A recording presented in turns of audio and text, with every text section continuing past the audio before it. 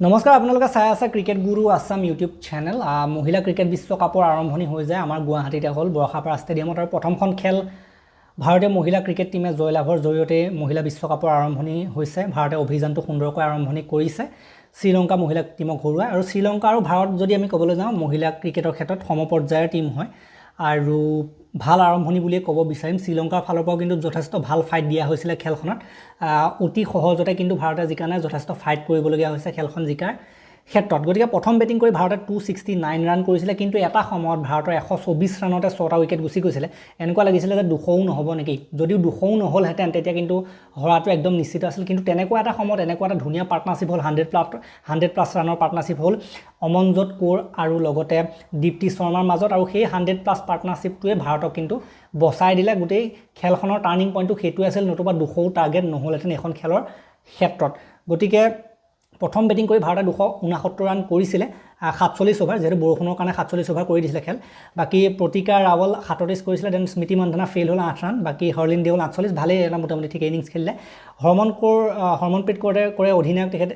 21 run Jemimah 0 মাৰিলে জেমিমাৰ ওপৰত আশা থাকে কিন্তু ভাল কৰিব নোৱাৰিলে দীপ্তি শৰ্মাই 53 ৰান কৰিলে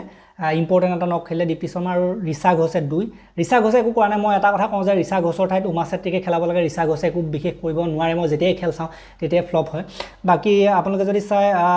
অমনজোত কৌৰ এইটো বহুত এটা ইম্পৰ্টেণ্ট ইনিংছ আছিলে 56টা বলত 57 এইটো ইনিংছ কিন্তু বহুত ইম্পৰ্টেণ্ট মূল্যৱান ইনিংছ আছিলে এখন খেলৰ ক্ষেত্ৰত দেন স্নেহ ৰাণাই 28 ৰান এইকেইটা ৰানো ইম্পৰ্টেণ্ট আছিলে লাষ্টৰ ফালে যিকেইটা অৱদান দিছিলে তাৰপিছত তেওঁলোকৰ 4টা উইকেট লৈছিলে ৰাণাউইৰা ভাল এগৰাকী বলাৰ হয় তেওঁ শ্ৰীলংকাৰ বাকি 2টা লৈছিলে প্ৰবোধনী আৰু এটা উইকেট লৈছিলে কৌশল্যা তাৰ পৰা আমাৰ ইণ্ডিয়া যদি বলিং চাই ইণ্ডিয়া বলিং বাৰু ভাল কৰিলে অল উইকেট কৰিবলৈ সক্ষম হ'ল তেওঁলোকক 45 অভাৰ 4টা বলত তেওঁলোকক অল উইকেট কৰিলে 211 ৰানৰ ভিতৰত অল উইকেট কৰিলে তেওঁলোকৰ যদি চাই আপোনালোকে প্ৰথম কেইগৰাকী 14 আটাপাট্টু বোলা গৰাকী যিগৰাকী হয় সেইগৰাকী যথেষ্ট অভিজ্ঞতা সম্পন্ন প্লেয়াৰ ভাল প্লেয়াৰ তেখেতে 43 ৰান বাকি মাদাভি 29 এনেকুৱা ধৰণৰ কিছুমান স্ক'ৰ আমি দেখিবলৈ পালোঁ 35 ৰান ইমান বিশেষ ডাঙৰ স্ক'ৰ আমি দেখিবলৈ নাপালোঁ তেওঁলোকে ভালদৰে সাধাৰণতে মুঠি মজবুত কৰিব নোৱাৰিলে খেলখনত ইমান বিশেষ স্ক'ৰ কাৰ পৰা আমি দেখিবলৈ নাপালোঁ ভাৰতৰ উইকেট ল'লে দীপ্তি শৰ্মাই 3টা শ্ৰী চৰণীয়া 2টা দেন এটা ল'লে অমনজোত কৌৰ ক্ৰান্তি গৌৰ আৰু প্ৰতিকা ৰাৱল এটা এনেকুৱা ধৰণৰ উইকেট লৈ আমি দেখিবলৈ পালোঁ Deepti Sharma player of the match হ'ল এখন খেলৰ